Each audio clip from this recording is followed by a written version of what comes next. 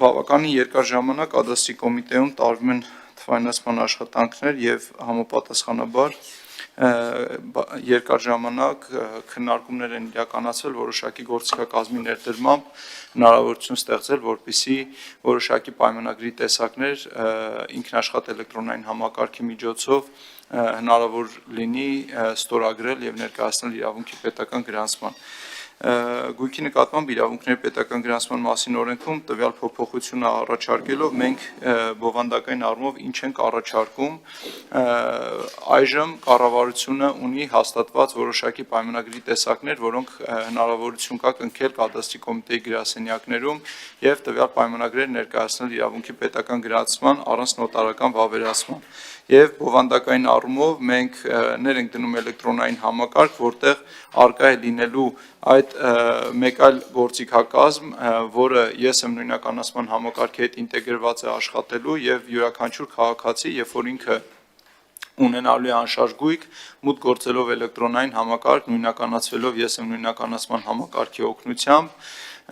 տեսնելու է մուտք է գործելու իր անձնական գրասենյակ։ Եվ համապատասխանաբար անձնական գրասենյակում տեղադրված են լինելու այն պայմանագրերը, որոնք որ քաղաքացիները կկարողանան ինքնաշխատ եղանակով էլեկտրոնային թվային ստորագրությամբ ստորագրել եւ համապատասխանաբար մուտքագրելով նաեւ գնորդի վերաբերյալ տեղեկատվությունը նույն գործողությունը կկարողանա գնորդը կատարել էլեկտրոնային համակարգում, այսինքն երկրորդ process-ով գնորդը արդեն նույնականացվելով էլեկտրոնային համակարգում ես եմ խիստ նույնականացման միջոցով ինքն է արդեն ստորագրելու առուվաճառքի տվյալ պայմանագիրը, որից հետո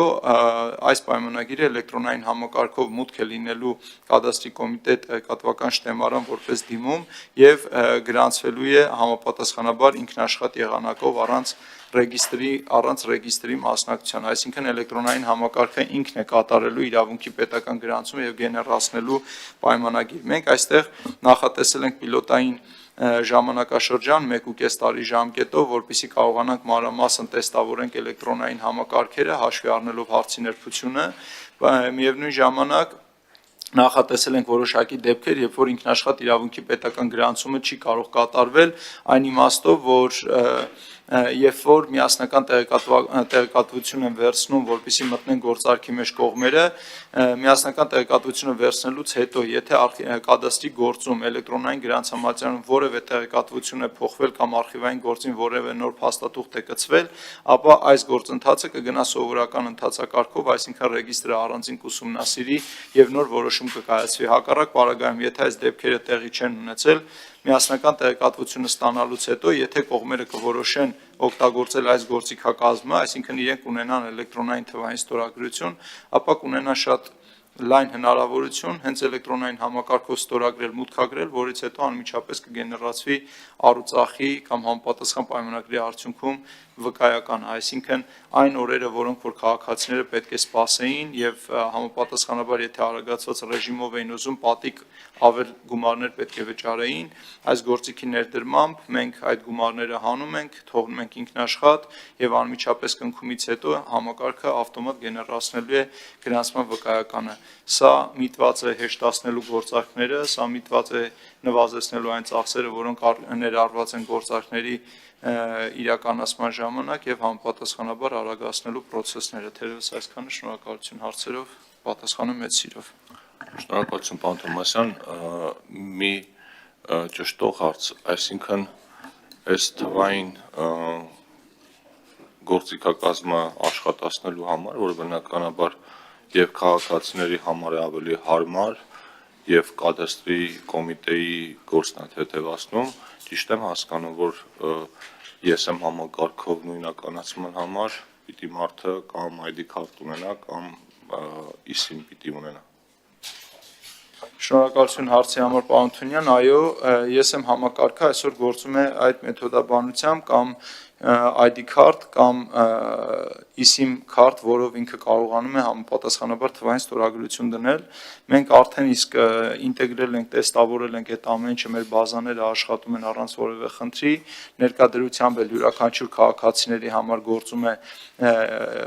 անձնական գրասենյակը e-cadastr.am կայքում եւ երբ որ քաղաքացիները մուտք են լինում այդ կայք, խիստ նույնականացման ռեժիմը անցնում են համապատասխան թվային ստորագրությամբ, ապա իրենք այնտեղ կարող են տեսնել այս պայդրությամբ իրենց անվան տակ գրանցված բոլոր անշարժ գույքերը։ Եվ համապատասխանաբար այնտեղ յուրաքանչյուր անձի համար հասանելի է տեղեկատվություն արխիվային, հասանելի է տեղեկատվություն տեքստային տվյալներ իրենց գույքի վերաբերյալ, շենքերի հողամասի վերաբերյալ եւ համապատասխանաբար սահմանափակումների արկայության վերաբերյալ։ Հենց այս պայդրությամբ յուրաքանչյուր Հայաստանի Հանրապետության քաղաքացի, ով ունի թվային ստորագրությունը, կարող է մեր համակարգի միջոցով այսքան գործունեություն իրականացնել։ Սա գալիս է իլերում դրան, երբ որ քաղաքացիները մուտքը գործեն համակարգ, այնտեղ բացի այդ գործիքակազմերից, որոնք այսօր ներդրված են, կտեսնեն այնպիսի պայմանագրեր, որոնք հետո կառավարության որոշումով մենք ընթացակարգերը կսահմանենք, կտեսնեն այնպիսի պայմանագրեր, որ իրենք կարող են վավերացնել եւ իրավունքի պետական գրանցման ներկայացնել ինքնաշխատ գրանցման մեթոդաբանությամբ։ Եվ համապատասխանաբար ներդրվելու նաեւ այս լուծումը թվային, երբ որ համեմատելու է տեղեկատվական շտեմարանի հետ դիմումի մուտքագրման պահին միասնական տեղեկատվության տրամադրման նախորդող ժամանակահատվածի հետ, տեսնելով որ որևէ փոփոխություն տեղի չի ունեցել միասնական տեղեկանքի տրամադրումից հետո, համակարգը արդեն ավտոմատ անելու է սահմանափակումների ստուգման դաշտ, սուբյեկտի եւ օբյեկտի ստուգման դաշտ, եւ եթե ամեն ինչ համապատասխանելու է միմյանց, ավտոմատ գեներացնելու է վկայական, որը մեր կարծիքով այս 1.5 տարվա ընթացքում մենք կկարողանանք փորձարկումը իրականացնել եւ վստահ լինել, որ ճիշտ է աշխատելու։ Շնորհակալություն, պարոն Թովմասյան։ Ես հարցը տալիս էի նրա համար, որովհետեւ սա եւս մեկ ապացույց է այն բանի, որ մեր կյանքը գնալով այդ ուղղությամբ է գնում, այսինքն թվային ծառայությունները սկսում են գերակշռել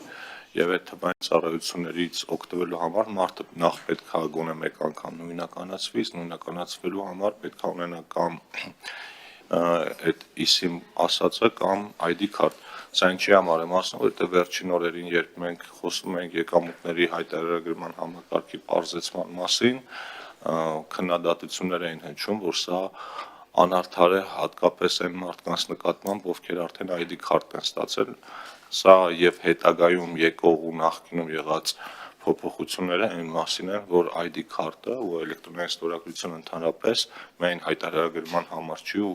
մարդը հենց իր հարմարավետության համար անհրաժեշտությունից ելնելով կյանքի գրեթե բոլոր իրադարձությունների համար այդ ստորագրության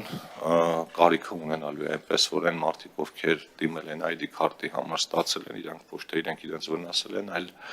իմ կարծիքով մի քայլ ավելի առաջ են արել։ Շնորհակալություն։